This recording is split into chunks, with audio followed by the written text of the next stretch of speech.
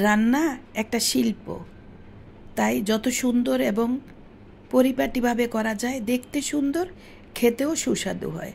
আসসালামু আলাইকুম।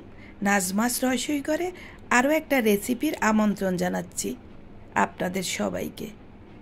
এখানে আমি গরুর কলিজা, গিলা, ফুসফুস ছোট করে কেটে ধুয়ে পরিষ্কার করে আবার আমি গরম পানিতে 2 থেকে 3 মিনিট সিদ্ধ করে নিয়েছি। এখন ধুয়ে পরিষ্কার করে রেখে দিলাম। চলে আসলাম চুলায়, রান্না করব। ফ্রাই প্যান বসিয়ে 1/2 কাপ তেল দিয়ে দিলাম। তেল গরম হওয়ার পর দিয়ে দিলাম গরম মশলা, 1 কাপ পেঁয়াজ। এখন পেঁয়াজটাকে নেড়ে ছেড়ে ভেজে হালকা গোল্ডেন কালার করে নিব, তবে বেশি ভাজা যাবে না। বেশি ভাজলে তরকারির কালারটা নষ্ট হয়ে যাবে। ভাজা হয়ে গিয়েছে। এখন দিয়ে দিলাম 2 টেবিল চামচ আদা রসুন পেস্ট। ভালোভাবে নেড়ে কিছুক্ষণ ভেজে নিব। কাঁচা গন্ধ দূর হওয়ার জন্য তার সাথে কিছু পানিও আমি অ্যাড করে দিব। পানি অ্যাড করে দিয়ে মশলাটাকে ভালোভাবে কষাতে হবে। রান্নায় মশলাটা যত যত্ন সহকারে কষানো যায়, তত সুন্দর কালার আসে এবং খেতেও মজার হয়। দিয়ে দিলাম স্বাদমতো লবণ। আবারও আমি হাতল দিয়ে নেড়ে দিচ্ছি। চুলা মিডিয়াম হাইয়ে রেখেছি। লবণটা দিয়ে নেড়ে নিলাম। তেলটা যখন উপরে ভেসে আসলো, এখন দিয়ে দিব মশলা। মরিচ পাউডার 1 টেবিল চামচ, 1 টেবিল চামচের চেয়েও কম হলুদ পাউডার, 1/2 টেবিল চামচ করে ধনিয়া জিরা পাউডার দিয়ে ভালোভাবে আমি নেড়ে ছেড়ে 1 মিনিটের মতো ভেজে নিব। তবে বেশিক্ষণ এভাবে ভাজা যাবে না, মশলা কিন্তু পুড়ে যাবে। তার সাথে দিয়ে দিতে হবে সামান্য পরিমাণ পানি। আমি এখন পানি দিয়ে দিলাম। পানি দিয়ে ভালোভাবে নেড়ে মশলাটাকে ভেজে নিব।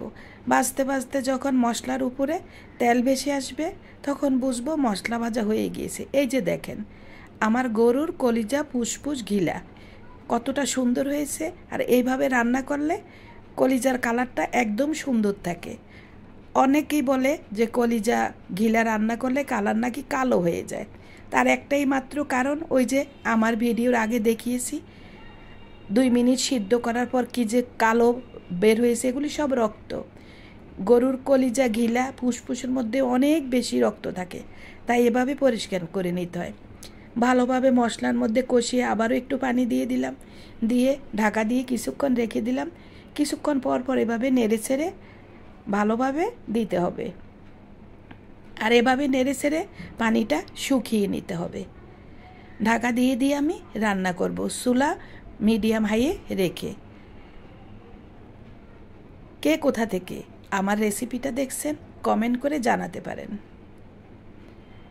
এখন সম্পূর্ণ পানিটা যখন শুকিয়ে গিয়েছে, আবারও কিছুক্ষণ নেড়ে ছেড়ে আমি সিদ্ধ হওয়ার জন্য পানি দিয়ে দিলাম।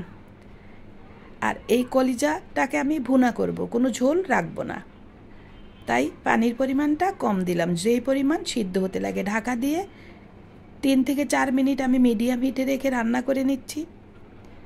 আবারও আমি নেড়ে দিলাম। এখন দিয়ে দিব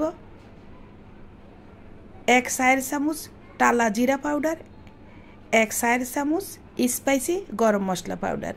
এই গরম মশলাটা আমি নিজের হাতে তৈরি করেছি। এখানে সব ধরনের মশলা আমি দিয়ে তৈরি করে রেখেছি।